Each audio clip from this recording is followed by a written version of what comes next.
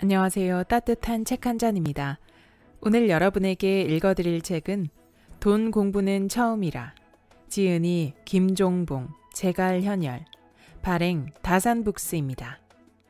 500만 원이 있다면 이번 생은 아직 틀리지 않았다. 여러분은 돈 하면 무엇이 떠오르나요? 돈이 돈을 버는 세상이라고 생각한다. 돈만 많으면 이라는 말을 달고 산다.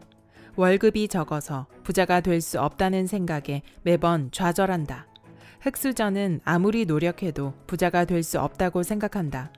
투자는 아무나 할 수 있는 것이 아니라고 생각한다. 만약 그렇다면 당신은 지금 당장 돈 공부가 필요합니다. 누구나 따라할 수 있는 4단계 완성, 돈이 모이는 습관. 단돈 500만 원으로 시작했지만 이제는 투자 수익만으로 한 달에 1억 원을 버는 투자의 대가 김종봉의 경험을 베스트셀러 저자 제갈현열의 언어로 담아냈습니다. 사람들이 잘못 알고 있는 돈에 대한 상식을 짚어주고 잘못된 상식으로 지금까지 돈 모으는데 어려움을 겪던 사람들에게 도움이 되는 정보를 알려주는 책입니다. 단순히 이론적인 정보만을 알려주는 것이 아니라 돈 불리는데 직접적인 도움이 되는 습관을 자산에 따라 4단계로 나누어 소개하여 누구나 따라할 수 있도록 합니다. 흑수저는 아무리 노력해도 부자가 될 수 없다는 생각에 버는 족족 다 써버리는 욜로족. 커가는 아이와 늘어나는 사교육비를 보며 한숨을 내쉬는 부부. 돈을 불리고 싶지만 어떻게 하는지 몰라 시작조차 하지 못하는 초보 투자자가 보면 크게 도움을 받을 수 있습니다. 저자는 투자 인생 15년 동안 자칭 투자 고수들에게 사기를 당하는 등 수많은 어려움을 겪으면서 시간과 노력을 들이지 않고 쉽게 돈 버는 방법은 없다는 걸 깨달았습니다. 그리고 자신이 겪은 아픔을 다른 이들은 경험하지 않길 바라는 마음에 이 책을 집필했다고 합니다. 잠시 요행으로 돈을 벌 수 있더라도 오랜 시간 동안 그 돈을 유지하려면 갖고 있는 돈의 규모에 따라 적절한 행동과 생각을 해야 합니다. 이 책을 통해 낯설게만 느껴졌던 돈과 한층 더 가까워질 수 있을 것입니다. 그럼 지금부터 본문 일부를 낭독해 드리겠습니다.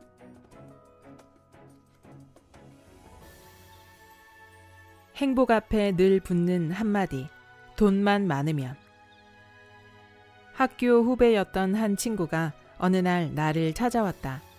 일상적인 대화를 하다가 꿈 이야기가 나왔다. 오빠, 저는 부모님의 노후를 책임지고 싶고 여유로운 시간을 가지고 싶고 좋은 사람을 주변에 많이 두고 싶어요. 그리고 좋은 사람과 결혼하는 것도 꿈 중 하나예요. 그렇게 시작된 꿈 이야기는 점점 깊어졌고 마지막에는 자신이 하고 싶은 모든 것을 하려면 돈이 필요하다는 걸 자각했다고 얘기했다. 사실 남들이 부러워하는 대기업을 다니던 그 친구가 5년 전에 회사를 그만두고 나왔던 이유도 그곳에서는 자신의 꿈을 이룰 수 없을 것 같아서였다고 한다. 아니, 더 솔직히 말하면 자신의 꿈을 이루는데 필요한 돈을 마련할 수가 없어서가 더 정확하겠다. 그녀는 지금 자신의 꿈을 이루는데 돈이 걸림돌이 되지 않아야 한다는 마음으로 일하며 진지하게 돈 공부를 하고 있다. 이 책을 읽는 모든 사람에게 나는 묻고 싶다. 정녕 당신의 꿈을 이루기 위해 돈이 필요하지 않는가?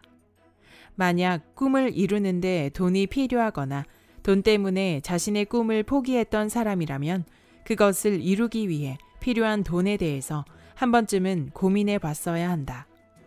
어렵다는 핑계로, 시간이 없다는 핑계로 시작조차 하지 못했던 당신에게 이 말을 해주고 싶다.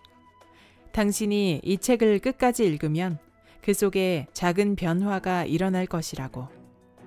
텔레비전을 자주 보는 편은 아니지만 나는 자연인이다 라는 프로그램이 나오면 나도 모르게 끝까지 시청하곤 한다. 이 프로그램은 오지라고 표현할 만큼 산소 깊은 곳에 집을 짓고 사는 사람들을 찾아가 함께 하루를 보낸다. 수많은 자극적인 예능 프로그램 속에서 자극적이지 않은 이 프로그램이 장수할 수 있었던 이유는 자연인을 보며 나도 저렇게 자유롭게 살고 싶다고 생각하기 때문이다. 하지만 대부분 실제로 자연인이 되려고는 하지 않는다. 왜 그럴까? 보통 30대 후반이 넘어가면 많은 남자들이 자연에서 살고 싶어 한다. 그래서 그런지 친구들끼리 모이면 이 프로그램을 애청하는 동지가 꽤나 있다. 시골에 사는 로망을 이야기하다 보면 잠시는 몰라도 오랜 시간 살면 불편할 것 같긴 하다면서 돈만 많으면 시골에 집을 지어 별장으로 이용하면 가장 좋지 라고 이야기를 한다. 우리는 무의식적으로 우리가 원하는 삶이나 원하는 일, 원하는 재화에 돈만 많으면이라는 조건을 붙인다. 돈만 많으면 내가 이렇게 안 살 건데. 돈만 많으면 하고 싶은 일을 하고 살 건데. 돈만 많으면 여행을 가고 싶은데. 돈만 많으면 저런 차 한 대 끌고 싶은데. 사실 누구보다 당신은 잘 알고 있다. 당신이 품은 희망을 이루려면 돈이 필요하다는 것을. 간혹 돈이 없어도 라는 표현으로 자신의 꿈을 말하는 사람도 있다. 돈이 없어도 부모님을 잘 모시며 살면 된다. 돈이 없어도 내 아이를 훌륭하게 키우면 된다. 돈이 없어도 사랑하는 사람과 행복하면 된다. 돈이 없어도 여유를 즐기며 살면 된다. 하지만 묻고 싶다. 부모님에게 좋은 식사를 대접하는 것은, 좋은 곳으로 여행을 보내드리는 것은, 미술가를 꿈꾸는 아이에게 좋은 선생님을 붙여주는 것은, 멋진 전시회를 찾아갈 수 있는 시간과 여유는, 여유를 느끼기 위해 떠나는 여행은, 차 한 잔은 결국 돈이 아닌가. 이들은 착각하고 있다. 돈과 상관없을 것 같던 자신의 희망에도 결국 돈이 개입한다는 것을. 모든 것을 버리고 산속에 혼자 사는 게 아니라면, 종교에 귀의해서 평생 봉사하는 삶을 사는 게 아니라면, 당신이 희망하는 거의 대부분은 결국 돈이 있어야 이루어진다. 돈을 모른다는 것은 당신에게 가장 중요한 당신의 삶을 모른다는 말과 같다.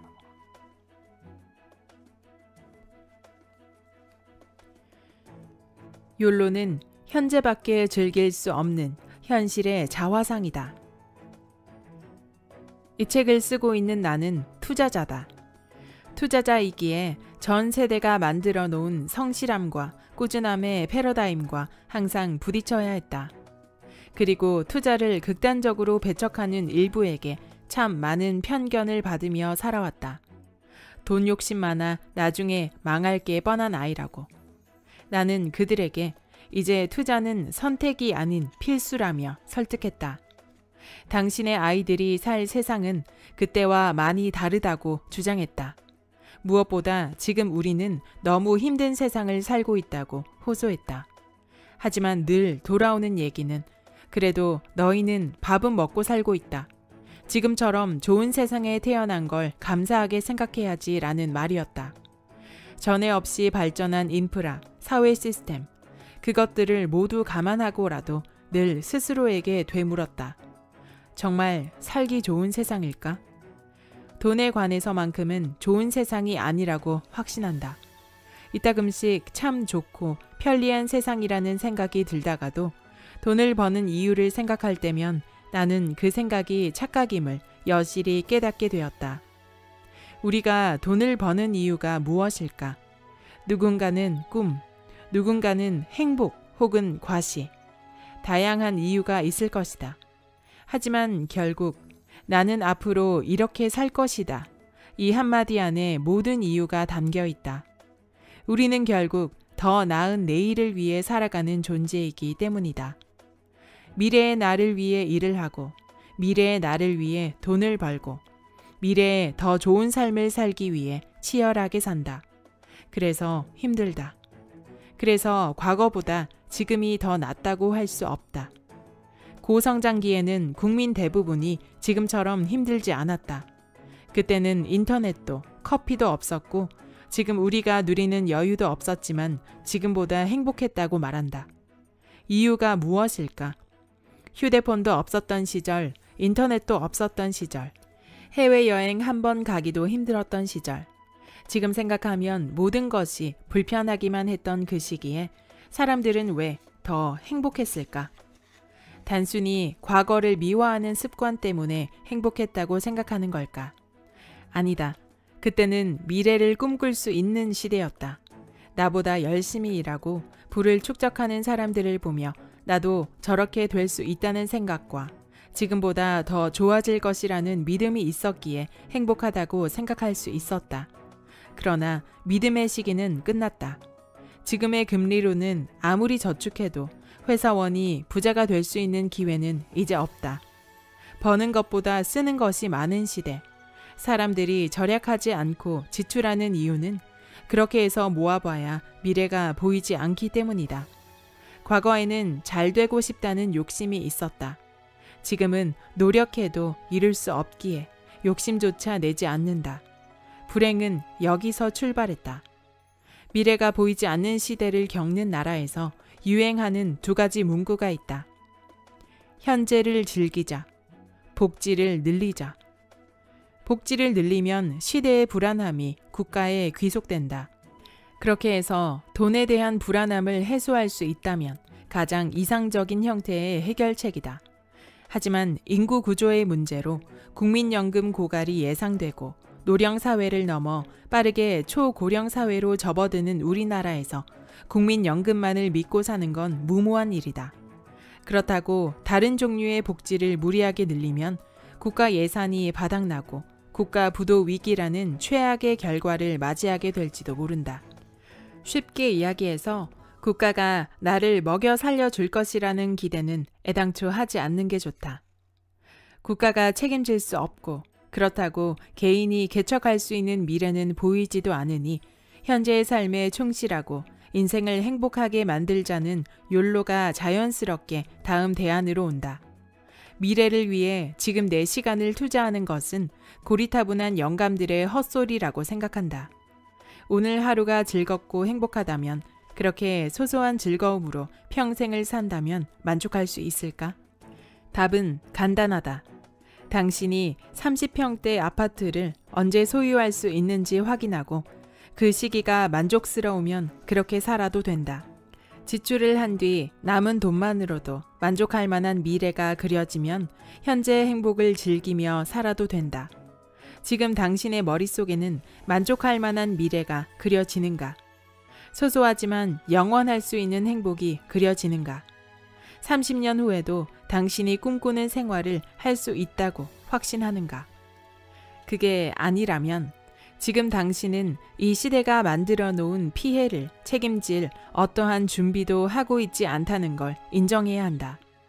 국가가 책임질 수 있는 것도 평생 작은 행복에 만족하며 살 수 있는 것도 아니라면 어떻게 이 난국을 책임지고 해결할 수 있을지 이제는 고민해야 한다.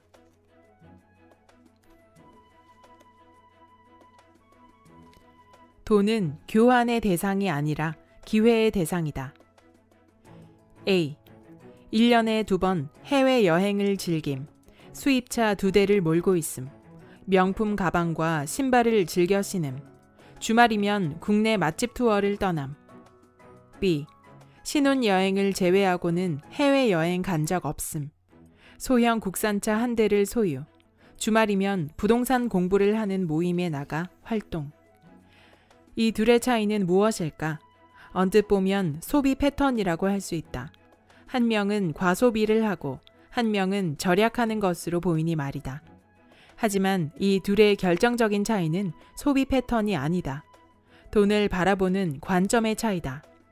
A에게 돈은 오직 교환의 대상이다. 돈을 해외여행으로 교환하고 수입차와 교환했으며 맛있는 음식점의 식사와 교환했다. 반면 B는 다르다. B가 주말 시간을 투자해 부동산 공부를 하는 이유는 부동산 기술을 습득하여 자신의 돈을 투자하기 위해서다. 투자할 돈을 마련하기 위해 소비를 줄이는 B에게 돈은 단순히 교환의 대상이 아니다. B에게 돈은 기회의 대상이다. B에게 돈은 동등한 가치의 재물을 교환하는 도구가 아니라 훗날 더 많은 돈을 모으기 위한 기회의 가치로 활용된다. B처럼 돈을 기회의 대상으로 보는 행위, 그것이 새로운 소득을 만드는 결정적 관점이다. 지금까지의 말을 요약하면 결국 돈을 알고 돈을 벌기 위해서는 두 가지 단계가 필요하다. 소득의 개념을 새롭게 잡고 잉여 자금을 확보하여 돈을 마련한다. 그 돈을 기회의 대상으로 인식하여 새로운 수익 형성을 위한 발판으로 삼는다. 그렇다면 물어보자. 돈을 기회의 대상으로 보는 사람은 어떤 사람일까? 돈을 얼마나 버는지에 초점을 맞추는 사람이 아닌 돈을 가지고 어떤 삶을 살아갈 수 있는지 탐구하는 사람. 돈을 가지고 어떤 기회를 얻을 수 있는지 공부하는 사람. 이런 종류의 사람을 나는 투자자라고 부른다. 그리고 내 목적을 여기서 고백한다. 나는 당신을 투자자로 만들 예정이다. 새로운 소득을 만드는 거의 유일한 방법은 투자자가 되어 투자를 하는 것이다.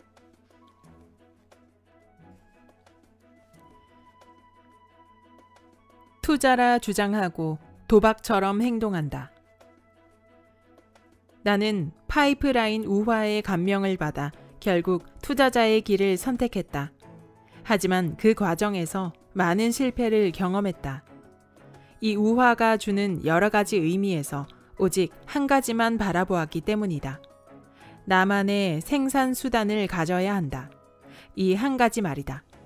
나는 나만의 투자 방식을 갖기 위해 20대 중 7년을 모두 소진했다.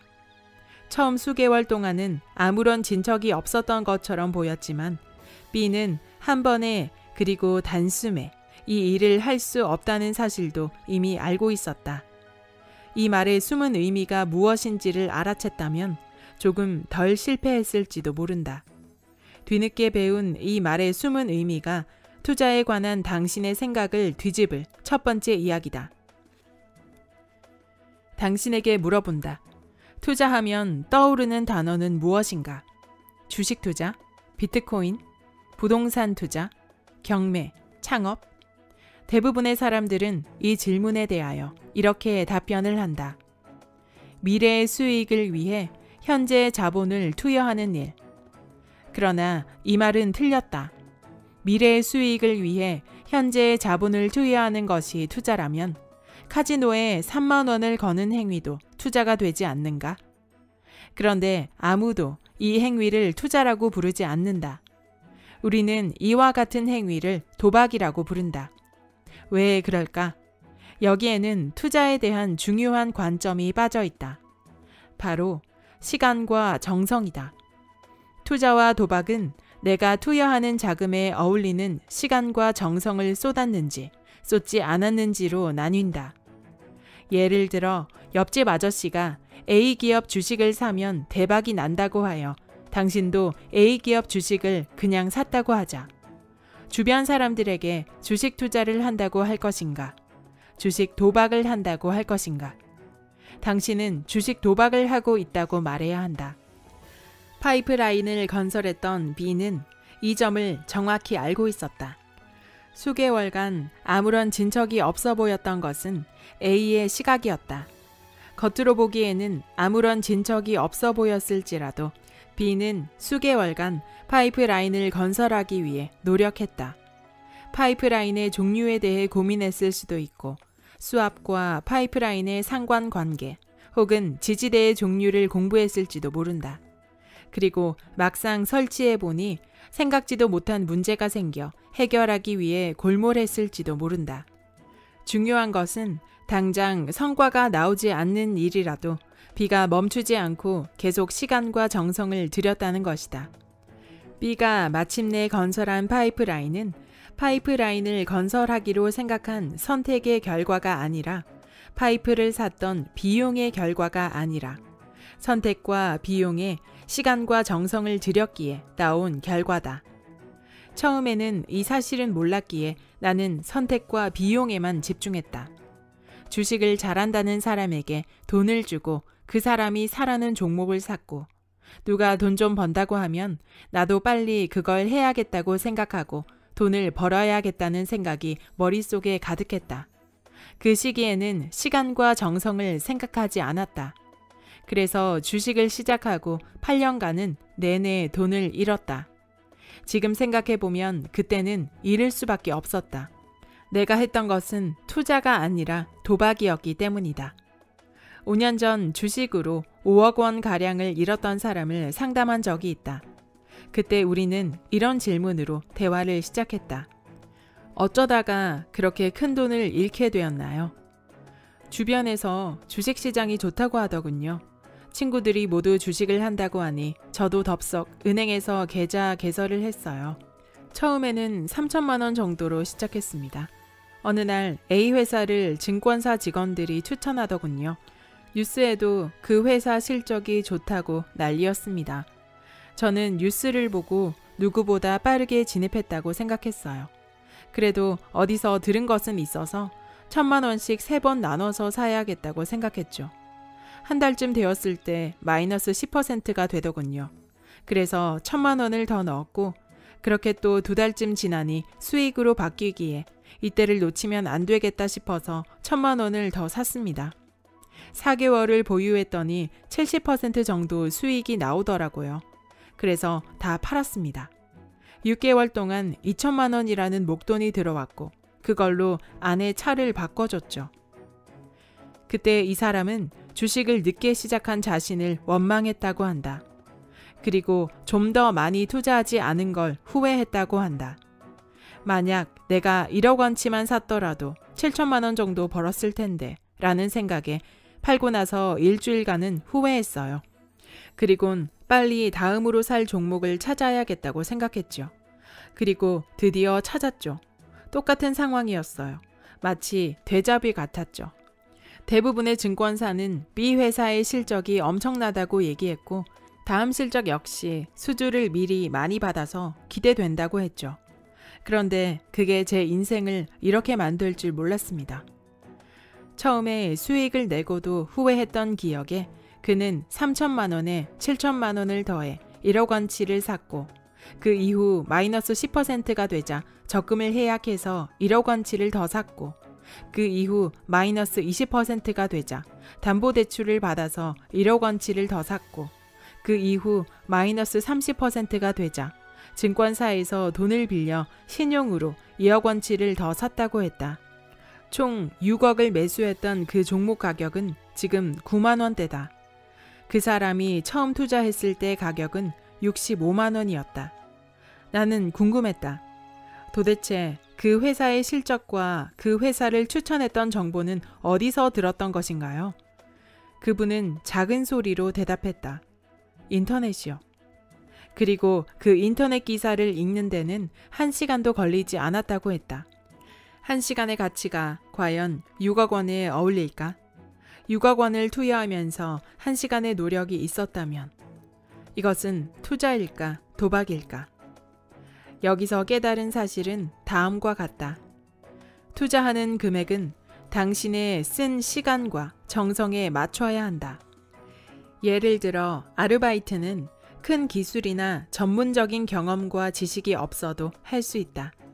주식 투자에 대한 경험이 크게 없었던 그분의 실력에 비춰보아 1시간을 고민하여 투자를 결심했다면 투자 금액은 최저 시급인 8,350원 정도가 되어야 한다. 8,350원 이하의 비주식을 샀으면 투자, 그 이상을 샀으면 도박인 것이다.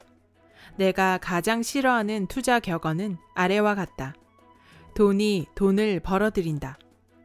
절대로 그렇지 않다. 당신이 쏟은 노력보다 높은 수익이 나온다면 당신은 반드시 돈의 노예가 된다. 그리고 그 끝에는 반드시 가난이 따라온다. 처음에 투자했던 A 기업으로 얻은 수익이 그에게는 달콤한 독으로 다가온 것이고 이것이 그를 돈의 노예로 만들었다. 돈의 노예가 되면 돈이 된다는 사실을 가지고 또 높은 수익을 기대하며 돈을 따라다니게 된다. 그렇게 되면 돈을 대하는 그릇이 커지는 게 아니라 굴리는 자금만 커지고 결국 그간 올린 높은 수익보다 더 큰 절망과 손실이 반드시 찾아온다. 언젠가 당신에게도 이러한 수익이 운명처럼 다가올 수 있다. 최근에는 암호화폐가 많은 사람에게 운명처럼 다가와 수익을 안겨주었지만 잠깐의 꿈 같은 수익을 맛보았던 사람들은 곧 크게 좌절하였고 대부분 최악을 맞이했다. 그런 달콤함에 취하지 말아야 한다.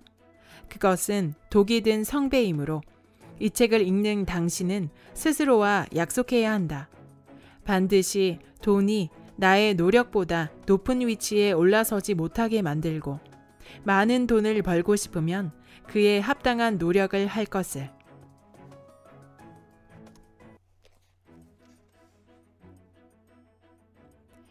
100 곱하기 10의 법칙, 100만 원의 경험. 사람들은 흔히 새로운 일을 시작하지 못하는 이유를 이렇게 표현한다. 어떻게 하는지 아직 잘 모르겠어요. 어떻게 하는지 알기 위해서 사람들은 공부한다. 지식을 탐하고 이론을 배운다. 분명 지식과 이론은 행동할 때 도움이 되는 중요한 요소이지만 지식과 이론을 잘 안다고 능숙하게 행동할 수 있는 것은 아니다. 운전을 예로 들어보자. 수많은 책을 보고 운전하는 방법을 배워도 운전대를 잡자마자 운전을 잘 할 수 있을까? 그런 사람은 세상에 존재하지 않는다. 깜빡이 켜는 걸 자꾸 잊어버리고 엑셀레이터와 브레이크의 위치가 계속 헷갈리고 끼어들기는 절대 할 수 없는 영역의 일처럼 느껴진다. 그런 과정을 오롯이 겪고 나서야 우리는 비로소 운전을 잘 할 수 있게 된다. 본능적으로 엑셀레이터와 브레이크를 구별하고 차선 변경도 쉬워진다. 이 모든 것은 행동하며 쌓은 경험이 있기에 가능하다. 그래서 운전은 기량이라고 표현한다. 기량은 하면 할수록 늘고 한번 늘면 절대로 줄어들지 않는다. 운전을 잘 하게 되면 못했던 시절처럼 운전할 수 없는 것처럼 말이다. 나는 투자도 기량의 영역이라 확신한다. 하면 할수록 늘고 경험이 만든 숙련도는 절대 낮아지지 않는다. 그리고 이 모든 것은 결국 해야만 배울 수 있다. 운전도 투자도 결국은 어떻게 하는지 알아서 시작하는 것이 아니라 어떻게 하는지 알기 위해서 시작하는 것이다. 하지만 어느 정도의 방향성은 필요하다. 운전을 알려주는 책처럼 투자를 알려주는 책이 있으면 도움이 된다. 그래서 책 3권을 권했던 것이고 그래서 책 내용대로 무작정 하라고 했다. 거듭 말하지만 책에 적혀있는 방법대로 실행하라. 단돈 100만 원으로. 100만 원씩 최소한 10번의 기회를 만들고 경험을 모두 기록한다면 이 과정에서 나에게 맞는 투자 방식을 발견하게 될 것이다. 고백하자면 나는 한때 어떻게 하는지 알기 위해선 무작정 해봐야 한다는 말을 부정했다. 이 과정이 나에게는 너무 힘들었다. 그때 나는 100만 원씩 투자하지 않았으며 언제나 올인이었다. 그래서인지 수많은 좌절을 겪었으며 상처받고 한때 주식시장을 떠나기도 했다. 그렇게 시련을 겪으며 마침내 나만의 기법을 만들었다. 그러자 투자자의 길을 결심한 많은 친구가 나를 찾아왔다. 내가 겪은 고통을 겪지 않았으면 하는 마음에 조금 쉬운 길로 갔으면 하는 마음에 그 당시 터득했던 기법을 그대로 알려줬다. 대부분 그 기법에 감탄했고 진심으로 고마움도 표현했다. 그들은 내가 말한 기법대로 주식을 하여 수익을 올렸다. 초창기에는 말이다. 그런데 시간이 지나자 이상한 일이 발생했다. 누군가는 내가 말한 기법으로 상상 이상의 수익을 거두었지만 누군가는 나보다 적은 수익을 거두었고 누군가는 손실을 보았다. 왜 이런 일이 발생했을까? 기법은 인간의 성향을 담지 못하기 때문이다. 사람은 모두 다른 성향을 지니고 있다. 본성 혹은 천성은 쉽게 변하지 않는다. 성향에 따라 같은 기법이라도 다르게 해석한다. 누군가는 내 기법보다 조금 더 공격적인 투자를 원했고 누군가는 내 기법보다 안정적인 투자를 원했다. 누군가는 내 기법을 한 종목에 전부 적용하기도 했고 누군가는 내 기법에 적힌 구간이 와도 두려워 투자하지 않았다. 내 성향에 맞추어진 기법대로 실행하려니 늘 자기 성향을 거스르는 선택을 했어야 했고 이것이 스트레스를 만들어 나와 다른 선택을 하게 만들었던 것이다. 같은 기법임에도 결과가 달랐던 이유는 하나 더 있다. 기법은 경험을 통해 완성되기 때문이다. 내가 만든 기법대로 하기 위해선 때로는 적은 수익에 만족하고 팔아야 한다. 때로는 손실이 나도 팔아야 한다. 큰 손해를 본 이들에게 물어보면 하나같이 내가 말한 구간에서 팔지 않았고 내가 말한 구간에서 사지 않았다. 그렇게 했던 이유를 물어보면 그들은 늘 좀 더 이익을 볼 수 있을 것 같아서요. 손해보고 팔려니까 너무 아쉬워서요. 라는 말을 반복했다. 내가 적은 수익으로 만족하고 팔 수 있었던 건, 손실이 났어도 팔 수 있었던 건, 룰을 지켜야만 이익이 남는다는 사실을 반복된 경험으로 확신했기 때문이다. 경험 없이 기법을 배운다면 확신이 없다. 확신이 없는 상태에서 투자하니 때때로 나보다 수익을 많이 볼 순 있겠지만 결국은 손실이 날 수밖에 없다. 그렇기에 투자자로서 당신이 성장하기 위해 가장 필요한 것은 반복적인 경험을 통해 자신의 성향을 발견하고 그 성향에 맞는 투자 방식을 찾아내는 것이다. 자신의 길은 결국 자신이 만들어야 한다. 책이 정해준 기법과 방식대로 100만 원을 반복해서 투자하다 보면 조금씩 당신의 성향을 알게 될 것이다. 그 성향에 맞춰서 조금씩 책에서 말한 것과는 다른 것들을 하게 될 것이다. 그 과정이 곧 경험이고 그런 경험이 반복되면 조금씩 자신만의 길을 만들 수 있을 것이다. 그러던 와중에 수익을 보게 된다면 같은 방식을 계속하여 반복하라. 한두 번의 수익은 외부 요인으로도 올릴 수 있기 때문이다. 그러니 반복적으로 검증하고 또 검증하라. 언제까지? 당신이 그 방식에 확신을 얻을 때까지. 확신을 얻는 순간이 1,000만 원 이상의 금액으로 투자할지 말지 결정할 때다. 1,000만 원을 모으는 순간 당신이 해야 할 일을 요약하면 이것이다. 최소한 10번의 투자 기회를 만들어 직접 행할 것. 그 행위를 통해 자신의 성향과 경험을 축적할 것. 수익을 낼 수 있는 자기만의 방식을 찾을 것. 나 역시 이 시기를 지나왔다. 고백하건대 나는 이 시기가 가장 힘들었다. 나만의 길을 찾는다는 건 그만큼 외롭고 힘든 일이다. 여기까지 돈 공부는 처음이라의 본문 일부였습니다.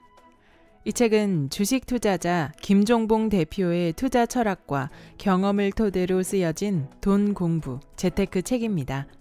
책 제목도 그렇지만 기존에 많이 있는 재테크 책과는 느낌이 좀 다르게 에세이북처럼 디자인부터 구성, 내용이 감각적이고 친근합니다.